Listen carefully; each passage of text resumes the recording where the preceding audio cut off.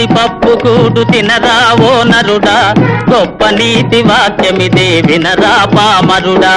అప్పు చేసి పప్పు కూడు తినరా ఓ నరుడా, గొప్ప నీతి వాక్యమిదే వినరా పామరుడా.